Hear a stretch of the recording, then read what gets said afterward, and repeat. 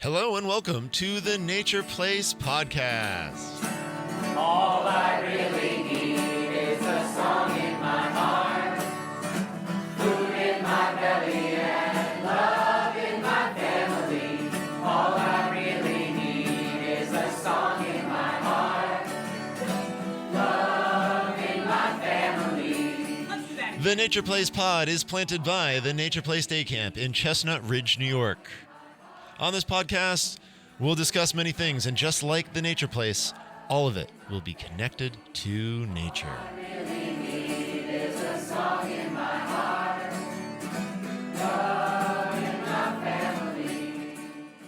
Welcome all to our very first podcast episode.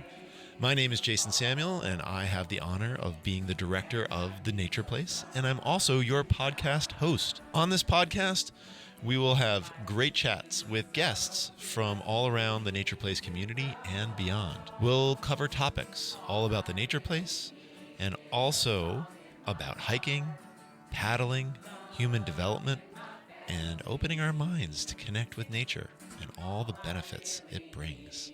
Why do we have a podcast? Well, we want to help you connect to nature. So be sure to subscribe and also leave us a comment with your thoughts. All right. Everybody grab your packs. The journey continues. Hello and welcome to the Nature Place podcast.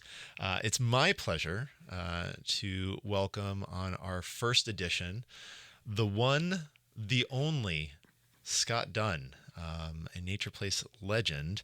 And before we get to our topic for the day, Scott, why don't you just tell all of us a little bit of your background and your connection and history at the Nature Place? Well, it's certainly my pleasure to be here. The Nature Place is one of my favorite things that I love to talk about.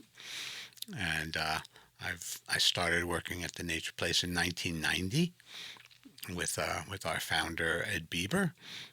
And it's been a labor of love all this time. The mission of the Nature Place is very close to my heart, and I'm just really grateful that I've had all these years to spend working and playing at the Nature Place. Yeah. So what's your role at the Nature Place? My role at the Nature Place is the director of programming, and so I've had a lot to do with creating the program that's been presented to all the campers for all these years, and so that's what I do. And tell us a little bit about your history, or should I say longevity, at the Nature Place. Mm-hmm. Yeah. Well, throughout the years, I've had my hands in just about everything that the Nature Place has to offer. I've been very instrumental and involved in creating a lot of the programming, from the backpacking trips and hiking trips, canoeing trips on the Delaware River, canoeing up in the Adirondacks back in the day. The swim program has been, in particular, a very important part of my personal mission. Also, is making sure that children have the opportunity to really learn how to swim well. It's a great life skill. And the art program, the cooking program, the gardening program, I've had my hands involved in all of that.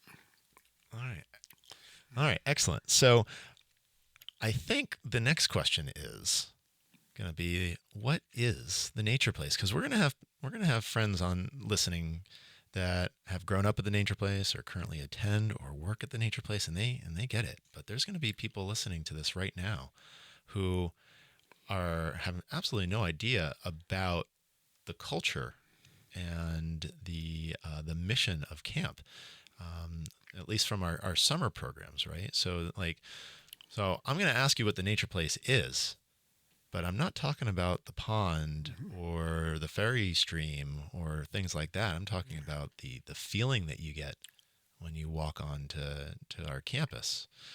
So Scott, to you, what is the Nature Place?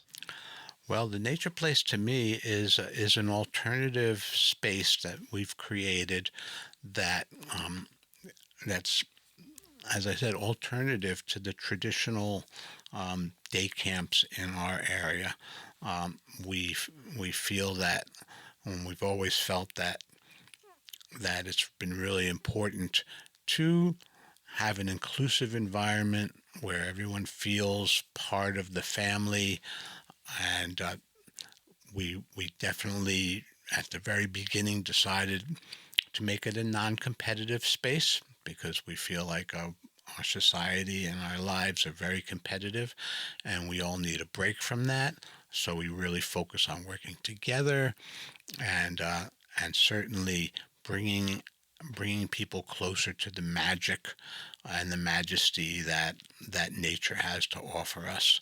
So that's been the main goal. Those two things, to be really involved with hands-on uh, contact with nature and understanding the intricacies of it, and working together and joyously being together without worrying about who people are. We've always been really, it's one of the most important things has been creating a space where everyone feels safe to be themselves. And that's been at the core of the whole thing all the way through. Yeah, I think that's really a refreshing piece about what the nature place is to all that's involved, whether they're campers or their families or the staff that works with us. Ed Bieber, our founder, used to say that like nature doesn't judge, right? The trees don't care how tall or short or how big you are, your race, your religion, what you look like. The stones they don't know. They take you for granted. I get it. Yeah, and I think that's really refreshing in a world today that is, I think, so built on judgment and appearance, and it's that in itself is a competitive piece. I don't think we're anti-sports. I mean, I know that you have some sport background, so do I. And I think the majority of our campers and staff have sports either as a major part of their life or as their background. But I think the non-competitive piece comes from taking a break and doing it a little bit differently, at least for a little bit of time during the summer. Yeah, and like you say, there's nothing wrong with sports, and certainly there are very important aspects of sports, um, particularly leadership and teamwork. Portions of sports that are critical as we grow in life. And we've managed in our programming to highlight those particular aspects of sports with our physical activities and challenges, and but doing it in a way where we're working together to accomplish a goal, as opposed to two teams or two people competing against themselves. We want to make sure that everyone's again included, and that's one of the problems with some sports is that it becomes exclusive and becomes intimidating for participation. So we want to make sure that everyone feels very safe and comfortable participating and can contribute to activities. And so we feel that that non-competitive part of our philosophy is really critical, um, for children learning how to work together, and adults. I always like to say that it's the nature place is just as important and meaningful for the staff as it is for the campers. We and for us as administrators, we're always looking to grow, looking to do better, looking to understand more, and certainly that carries through to the staff. I definitely like to let the staff know camp is just as much for you as it is for the campers. If you're not growing and having a good time and creating connections with everyone else and with nature, then the campers aren't going to be able to do that either. So that's kind of a big part of the focus. Yeah, I would actually give 100% agreement to that, and I'd actually add on that I think that this kind of trickles down not only through the campers and the staff, but also to their families, campers and staff's families, because we're putting this human into this like very nourishing environment, and they come back being a better them, whether it's at the end of the day, end of the week, or end of the summer, or really knowing themselves better, finding out who their true selves are, and that helps the entire ecosystem of a family. Yeah, it's big, and parents certainly participate with us and get the benefit of that. And I can't say how many parents have approached us telling us that it's made a tremendous difference in their family life, besides their child's life. So it goes right through everything. Yeah, and the non-competitive piece, it goes beyond athletics, doesn't it? Oh, definitely, definitely. Certainly, learning how to work with other people is a skill. Learning how to cooperate and to collaborate just doesn't happen. It's a skill that needs to be learned, and that's one of the great parts of our program. It certainly really plays out with our games and our initiative program, where where children actually learn techniques of how to work together, how to express themselves appropriately, and it's amazing when we're in the middle of a problem solving activity that we stop and we say, okay, you know, how are we interacting here? How do you feel about this interaction? How do you what could be better in our communications? What's a more effective way to communicate? And that certainly travels through the rest of your life when you're learning how to be with other people. Yeah. So what does that actually look like, right? Like to the campers when we take those moments for incredible life learning, right? We're not in a classroom. Like take I don't know, take games for an Hmm. example. Like what does that experience look like if we were standing on the sidelines and watching it at that moment? Well, what I love to do when I'm facilitating a games program is to set the challenge, set the problem that has to be solved. Oftentimes it's a actual physical challenge. Sometimes it's just a mental challenge. Give us an But example. if it's an example, okay. So we have lots of times we like to use what we call the big ball. We have a big ball that's an inflatable ball that's literally 60 inches, 5 feet in diameter. It's taller than some of the campers, and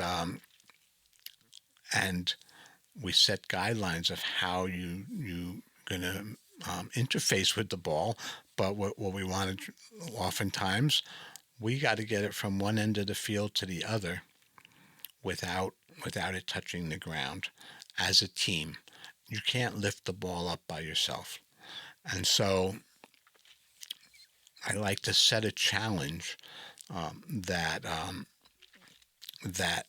then just state the challenge. So the challenge would be that, and oftentimes in conjunction with that is we'll have the campers actually inside of what we call a raccoon circle, which is a piece of webbing, a piece of strapping that makes them be very close to each other, and have to coordinate their movements together.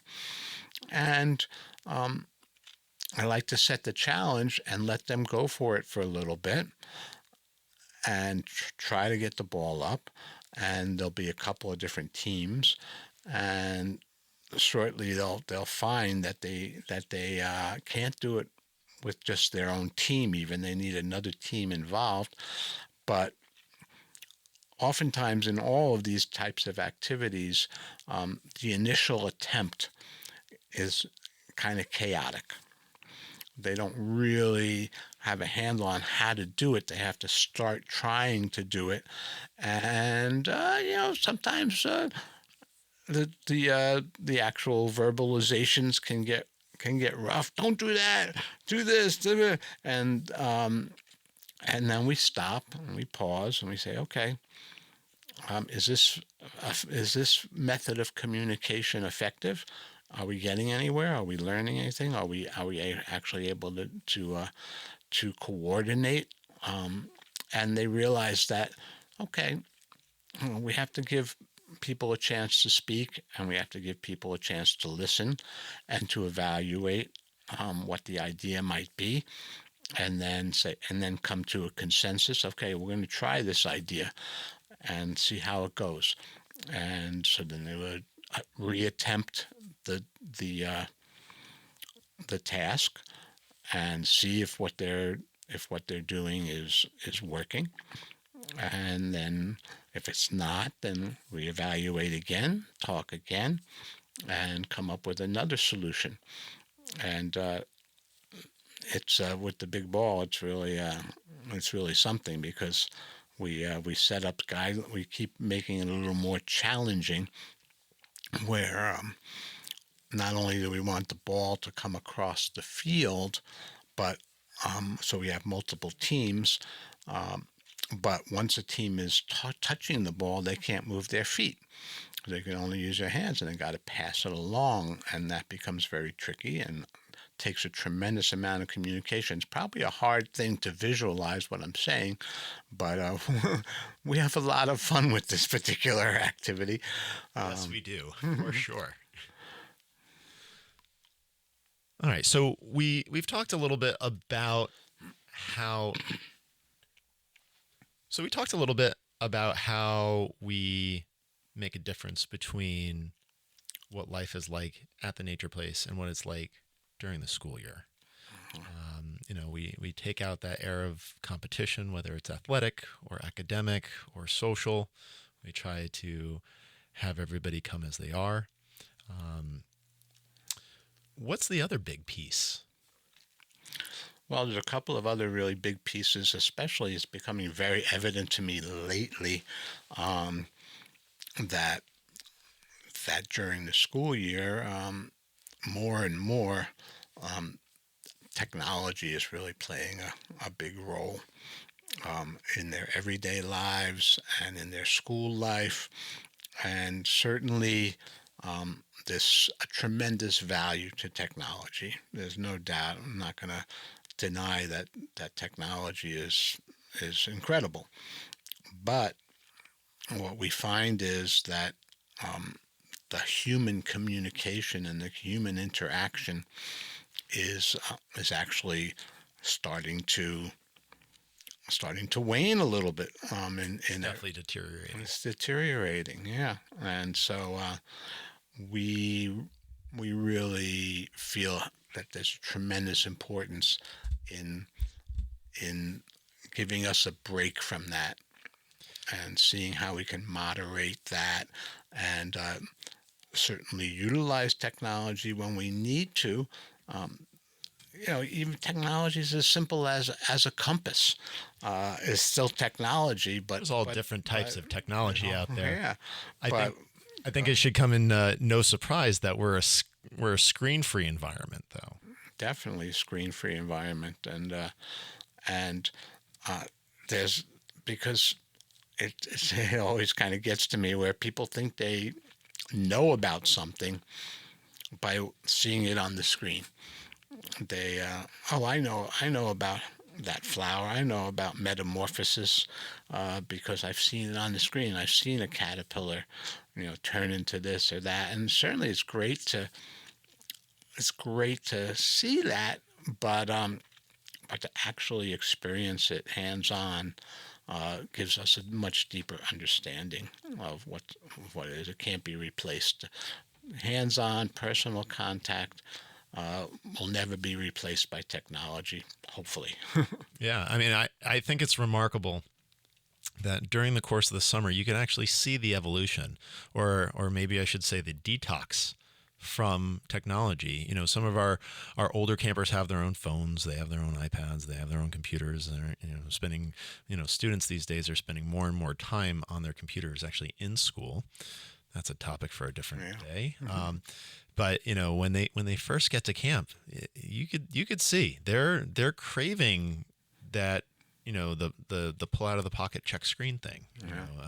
I call it a dopamine hit, because I see it with my own child, that like that whatever that device is giving you is basically releasing a chemical in your brain, much like eating multiple chocolate chip cookies, or hopefully not worse. But it's definitely a dopamine hit, and you could see through the course of the summer the detox, the not needing it, and the conversations about like, oh, why can't I use my phone, to I don't need to use that thing, to like, oh, I can't believe I have to like pick this up again by the end of the summer. And yes, they do go home at the end of the day and check it, but like, we're practicing human interface skills.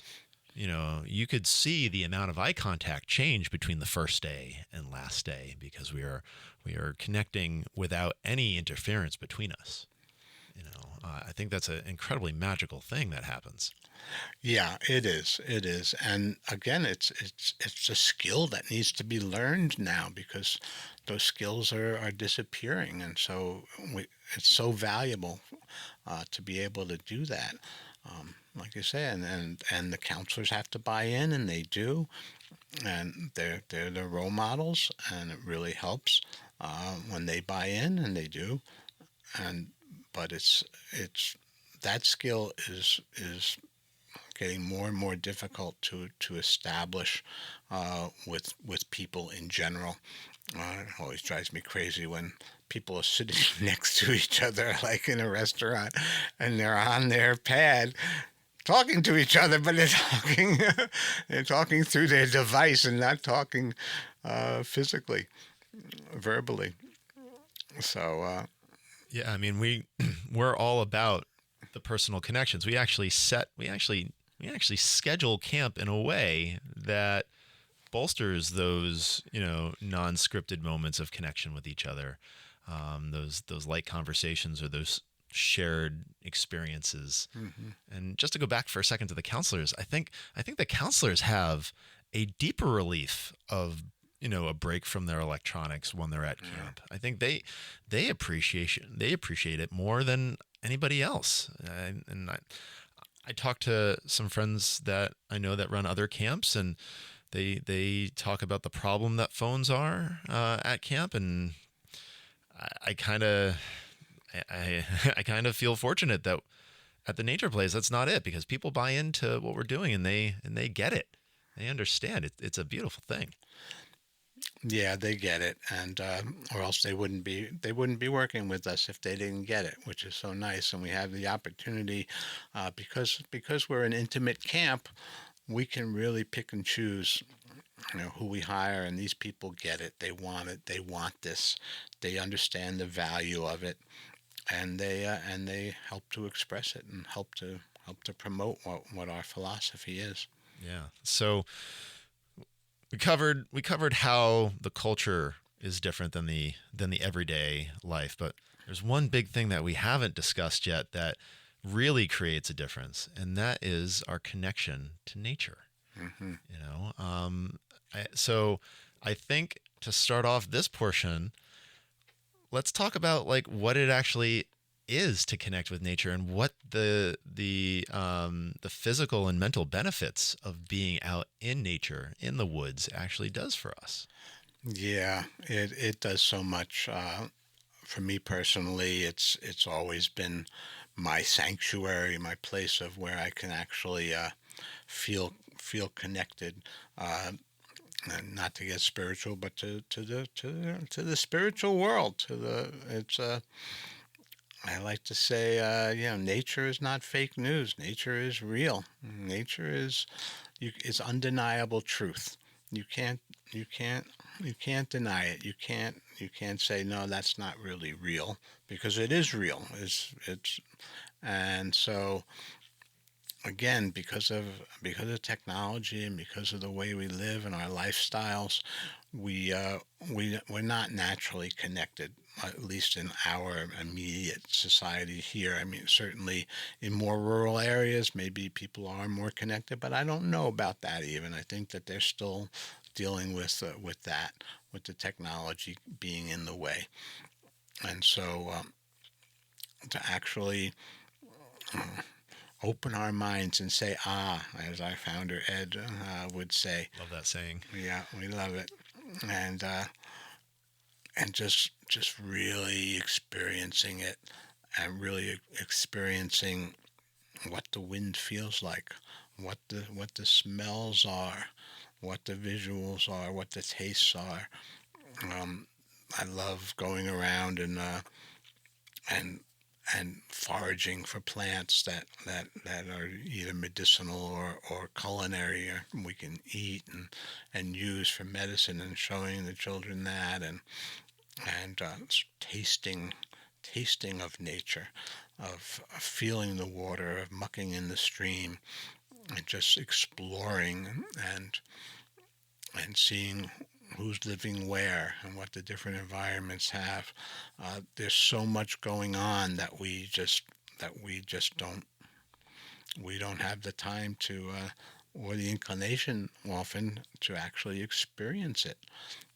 And so Yeah, I feel like our senses have been closed in a way mhm, because of the way humanity lives now. In such incredible shelter. If you think about shelter on the grand scheme of the timeline, like the homes that we live in these days are so much safer and offer incredible shelter to us.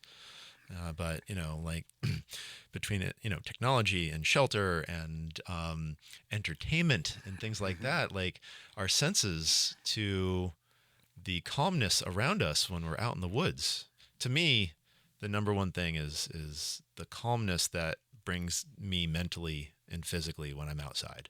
mhm, And when I'm in the woods, like I've been fortunate to live in very dense urban environments and also very rural environments and some places in between. And I will say my best self comes out when I'm out in nature. I'm able to be a better friend, a better partner, a better communicator when I'm out in nature than when I feel like I'm being bombarded by energy and noise and signals and messaging and space. So to be able to come out to the nature place, whether you live around the corner, which you're pretty lucky to be able to do that, or if you're in the city, it's a pretty amazing place for a camper to come and be able to exhale. And it takes some time for them to open their senses to the world around them, to mhm. appreciate that wonderful light that comes through the trees as we're setting up our tents for an on-site overnight, or just the beauty of the wind as it rolls through the leaves of the trees. It takes time for that to open up, but once you open your mind and say and it starts coming in, and you could start hearing those things and feeling those things, man, it's a powerful experience. Yeah, it could be very powerful. And one of my favorite things that we do is take campers on multiple night trips, out in the woods, out in nature, and Our older campers. our older Yeah. campers, right? Unfortunately, our 7-year-olds probably aren't up for multiple nights yet. No, not yet, not yet. But as campers get older, it becomes actually more and more important. I think the younger ones are probably more easily swayed into nature. They have that natural inquisitiveness, the natural curiosity, We still have that innocence and as the well. innocence, right? And they're more open to it. And as you get older and older, it that innocence starts to fade a little. But by increasing challenges, um, just the challenge of, again, going back to technology, of being away from your device for more than for 24, 48 hours, is pretty powerful in itself. And the self-reliance and realizing that nature has a lot to give you. And as far as, like you were saying, comfort, but comfort and understanding of ourselves. I always find that when I strip away other things, and I'm just experiencing nature, it helps me to connect to myself more. I'm not as distracted, and that's and so when you're away, even if it's just overnight, which we do with our younger ones too, um, it's a time to connect with ourselves and not be distracted by our television set or our phone or computer, this, that, even the comforts of our home.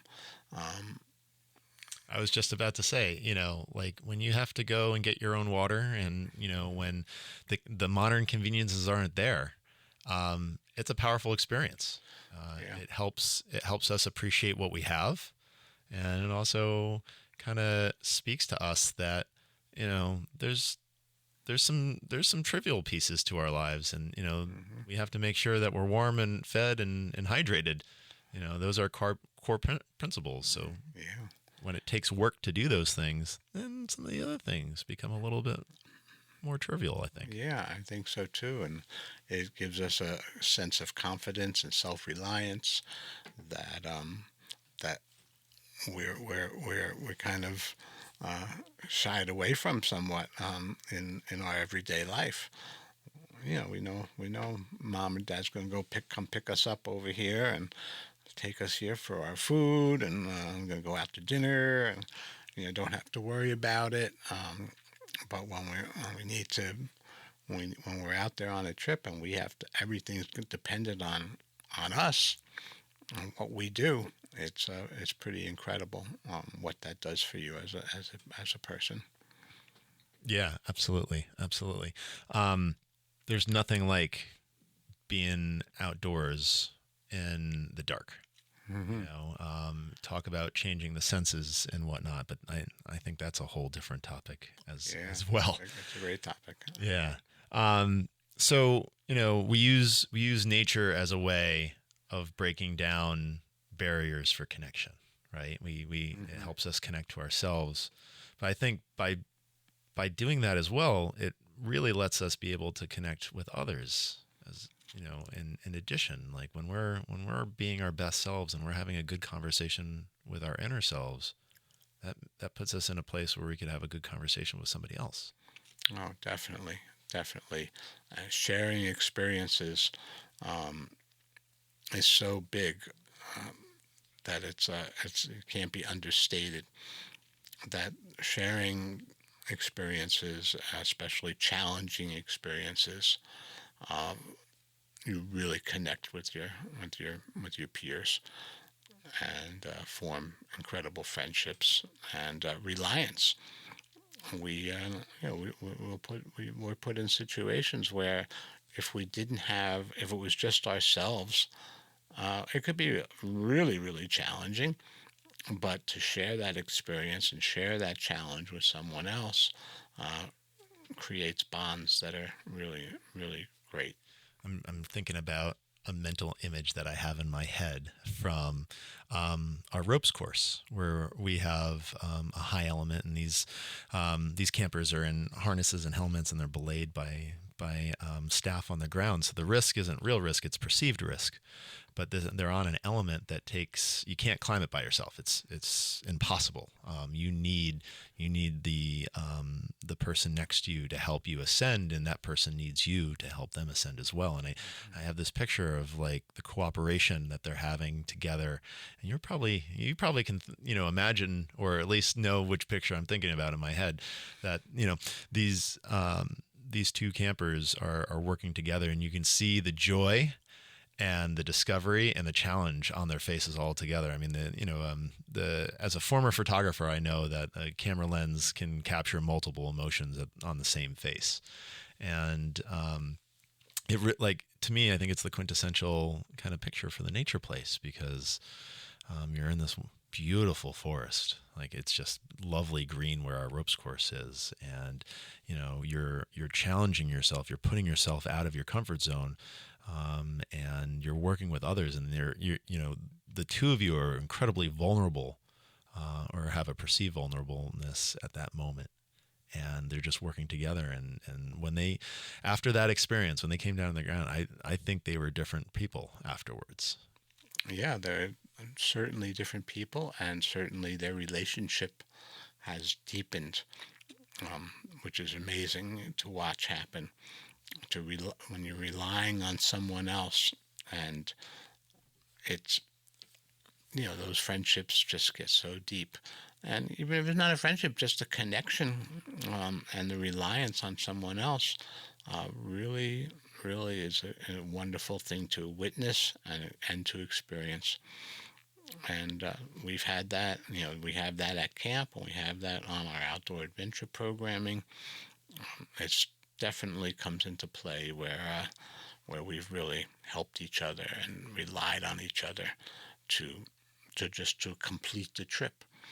And so, Yeah.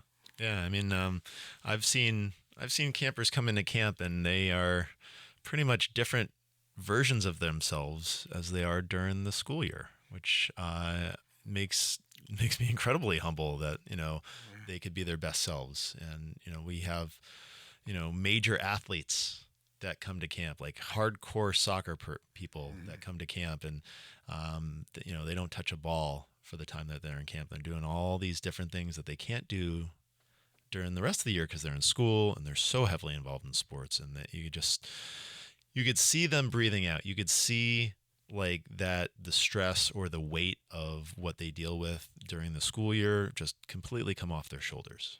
And I think that turns campers into completely different humans sometimes. oh, definitely, definitely.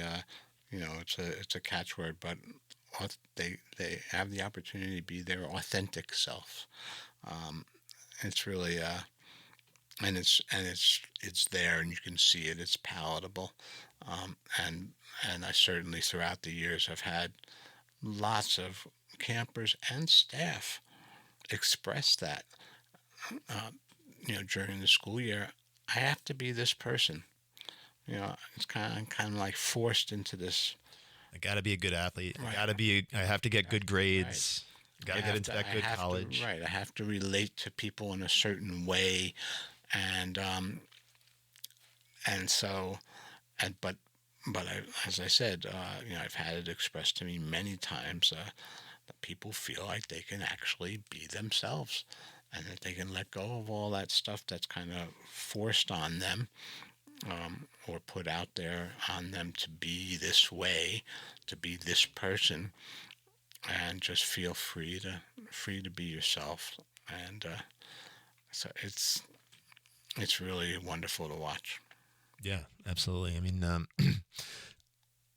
the fact that people come to camp and from all different walks of life, whether they're athletic or not, whether they're way into academia or not. And I feel like, at least for nature, the woods, the trees don't judge. It's the ultimate equalizer, and all these people can come together and without all these social pressures, and they could just connect with each other and become friends. And it's something that I haven't seen in many other places. Whether it's like a youth program or a summer camp or a college college study abroad, something like that. Like this is pretty unique because of the equalizer that is nature. Yeah, the great equalizer, but it is it strips away everything, and puts us on common ground. We're all in the same place at the same time, experiencing the same experience, and yeah, it strips away a lot of the differentiations, and it says no, we're all human beings here, and we're all in the same boat together, and we're gonna do this together. And it's wonderful to watch people from all the different backgrounds, children from all the different backgrounds, come together and not be judging each other for where they come from or how they dress. Yeah, yeah, we're all here on this one spinning rock. So I think on that note, we'll call it a day. I want to thank you, Scott, for coming in and chatting, being our first guest. I mean, like, what an honor! Yeah. What an honor for us to have you, and you set the bar rather high for future guests. So. Okay, well, we can continue. We got lots of topics we can talk about too. So Yeah, absolutely, this is good. It certainly it's my honor to be part of the Nature Place, and to continue on with this legacy that we've created. And if you want to get to know Scott, friends, come to the Nature Place this summer. There'll be plenty of time to hang with Scott and connect and kind of. Absorb some of his experiences and history of the Nature Place. So, Scott, thanks again, and thank you, Jason. We'll see you when the leaves get on the trees. Yeah. Thanks for listening. For more information on the Nature Place, our summer camp, year-round programs, or guided family hikes, check out thenatureplace.com. We hope you enjoyed our podcast and tune in for future episodes. Until then, please be kind to your fellow human and go outside and explore the wonders of nature. This has been a Hey N audio production.